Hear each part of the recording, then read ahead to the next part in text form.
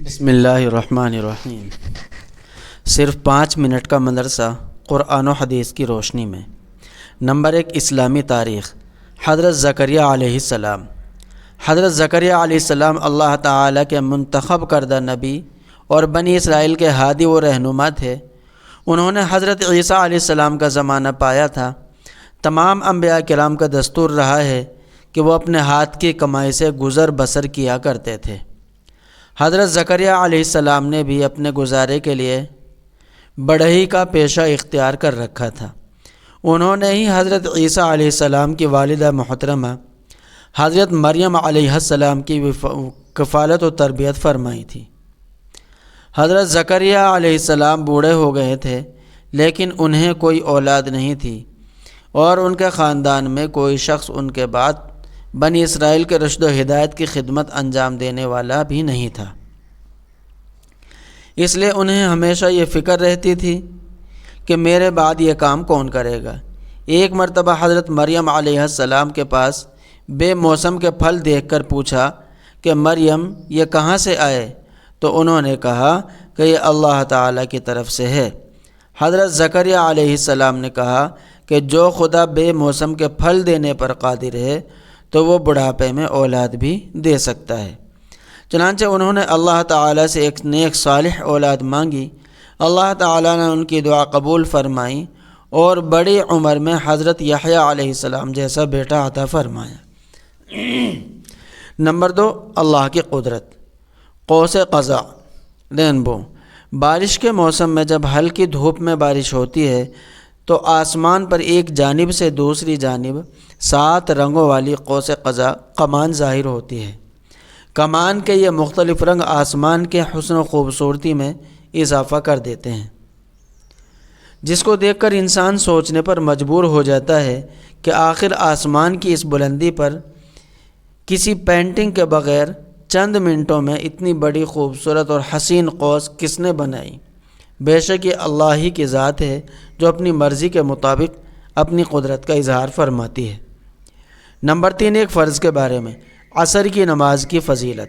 ایک مرتبہ رسول اللہ صلی اللہ علیہ وسلم نے عصر کی نماز پڑھائی اور پھر لوگوں کی طرف متوجہ ہو کر فرمایا، یہ نماز تم سے پہلے والے لوگوں پر بھی فرض کی گئی تھی، مگر انہوں نے اس کو ضائع کر دیا، لہذا سنو، جو اس کو پابندی سے پڑھتا رہے گا اس کو دوہرا ثواب ملے گا۔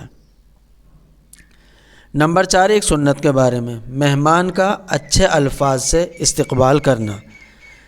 حضرت ابن عباس رضی اللہ عنہ فرماتے ہیں کہ جب رسول اللہ صلی اللہ علیہ وسلم کی خدمت میں قبیلہ بنو عبد القیس کے لوگ آئے تو رسول اللہ صلی اللہ علیہ وسلم نے فرمایا، مرحبا، یعنی آپ کا آنا مبارک ہو۔ فائدہ، جب کوئی مہمان آئے تو خوش آمدید، مرحبا یا اس طرح کے الفاظ کہنا سنت ہے۔ نمبر 5، ایک اہم عمل کی فضیلت۔ پڑوسی کے ساتھ اچھا سلوک کرنا۔ رسول اللہ صلی اللہ علیہ وسلم نے فرمایا، اللہ کے نزدیک بہترین ساتھی وہ ہے جو اپنے ساتھی کے لیے بہتر ہو، اور اللہ کے نزدیک بہترین پڑوسی وہ ہے جو اپنے پڑوسی کے حق میں اچھا ہو۔ نمبر 6، ایک گناہ کے بارے میں۔ رسول کی نافرمانی کرنا۔ رسول اللہ صلی اللہ علیہ وسلم نے فرمایا، میرے سب امتی جنت میں جائیں گے مگر جس نے انکار کر دیا وہ جنت میں داخل نہ ہوگا۔ عرض کیا گیا، یا رسول اللہ، انکار کون کرے گا؟ فرمایا، جس نے میری اطاعت کی جنت میں داخل ہو گیا، اور جس نے میری نافرمانی کی تو اس نے انکار کر دیا۔ نمبر 7، دنیا کے بارے میں۔ مال کے متعلق فرشتوں کا اعلان۔ رسول اللہ صلی اللہ علیہ وسلم نے فرمایا، ہر روز جب اللہ کے بندے صبح کو اٹھتے ہیں 2 فرشتے نازل ہوتے ہیں، ان میں سے ایک کہتا ہے، اے اللہ، اچھے کاموں میں خرچ کرنے والے کو مزید عطا فرما، اور دوسرا کہتا ہے، اے اللہ، مال کو اچھے کاموں میں خرچ کرنے کے بجائے روک رکھنے والے کا مال ضائع فرما۔ نمبر 8، آخرت کے بارے میں۔ قیامت کے دن اعمال کا بدلہ ملے گا۔ قرآن میں اللہ تعالیٰ فرماتا ہے، جو شخص قیامت کے دن نیکی لے کر حاضر ہوگا تو اس کو اس نیکی سے بہتر بدلہ ملے گا، اور جو شخص بدی لے کر حاضر ہوگا تو ایسے برے اعمال والوں کو صرف ان کے کاموں کی سزا دی جائے گی۔ نمبر 9، طب نبوی سے علاج۔ ہر مرض کا علاج موجود ہے۔ حضرت اسامہ رضی اللہ عنہ بیان کرتے ہیں کہ میں حضور صلی اللہ علیہ وسلم کی خدمت میں موجود تھا کہ کچھ دیہات کے رہنے والے آئے اور آپ سے عرض کیا، یا رسول اللہ کیا ہم دوا کریں؟ تو رسول اللہ صلی اللہ علیہ وسلم نے فرمایا، اللہ کے بندو ضرور دوا کیا کرو، اس لیے کہ کوئی بیماری ایسی نہیں ہے جس کی دوا اللہ نے پیدا نہ کی ہو سوائے ایک بیماری کے، اور وہ بڑھاپا ہے۔ نمبر 10، قرآن کی نصیحت۔ قرآن میں اللہ تعالیٰ فرماتا ہے، اللہ کے